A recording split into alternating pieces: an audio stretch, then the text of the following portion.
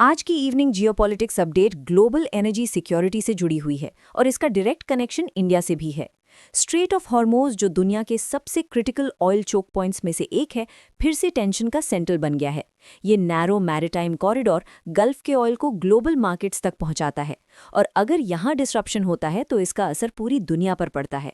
सबसे पहले समझते हैं कि स्ट्रेट ऑफ हॉर्मोज इतना इंपॉर्टेंट क्यों है। दुनिया का significant portion of crude oil और एलएनजी इसी रूट से पास होता है। अगर ये रूट टेम्पररीली भी ब्लॉक हो जाए तो ऑयल प्राइसेस स्पाइक कर सकते हैं, शिपिंग कॉस्ट्स बढ़ सकती हैं और ग्लोबल सप्लाई चेन्स डिस्टर्ब हो सकते हैं। अब सवाल यह है कि कौन-कौन से कंट्रीज सबसे ज्यादा डिपेंडेंट है। सबसे पहले बात करते हैं इंडिया की। इंडिया अपनी क्रूड ऑयल रिक्वायरमेंट का एक बड़ा हिस्सा गल्फ कंट्री से इंपोर्ट करता है।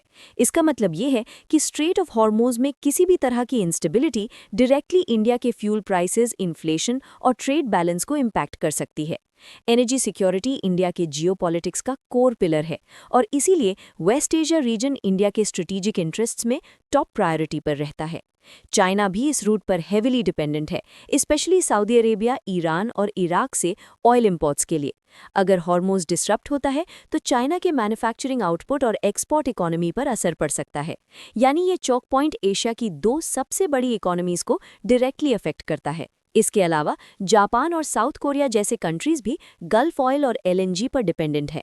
इनके पास लिमिटेड डोमेस्टिक एनर्जी रिसोर्सेज है, इसलिए मैरिटाइम स्टेबिलिटी उनके लिए एग्जिस्टेंशियल इकोनॉमिक इशू है। यूरोप की बात करें तो यूरोपियन यूनियन का रिलायंस कंपैरेटिवली कम है, लेकिन एलएनजी इंपोर्ट्स और रिफाइंड प्रोडक्ट्स के थ्रू इनडायरेक्ट इम्पैक्ट हो सकता है। अगर global oil prices shoot up होते हैं तो यूरोप की इन्फ्लेशन और एनर्जी ट्रांजिशन प्लान्स पर प्रेशर आ सकता है। साथ ही गल्फ एक्सपोर्टर कंट्रीज जैसे सऊदी अरेबिया, इराक और कुवैत खुद भी डिपेंडेंट है इस रूट पर अपना ऑयल एक्सपोर्ट करने के लिए। अगर ये रूट अनसेफ हो जाए तो उनकी रेवेन्यू स्ट्रीम्स इम्पैक्ट हो सकती हैं, जो उनके डोमेस्टिक बजट्स और ग्लोबल एनर्जी कमिटमेंट्स को अफेक्ट करेगी। अब जियोपॉलिटिक्स एंगल और क्लियर हो जाता है।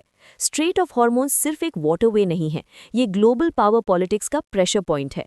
यहाँ पर यूएस नेवल प्रेजेंस, ईरान के रीजनल इंटरेस्ट और गल्फ कंट्रीज की सिक्योरिटी डायनामिक्स एक कॉम्प्लेक्स बैलेंस क्रिएट करते हैं। इंडिया के पर्सपेक्टिव से देखें तो India traditionally balance diplomacy follow करता है।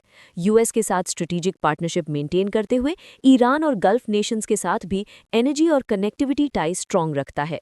इसीलिए हॉर्मोन्स में स्टेबिलिटी इंडिया के लिए सिर्फ इकोनॉमिक नहीं बल्कि स्ट्रेटेजिक नेसेसिटी भी है।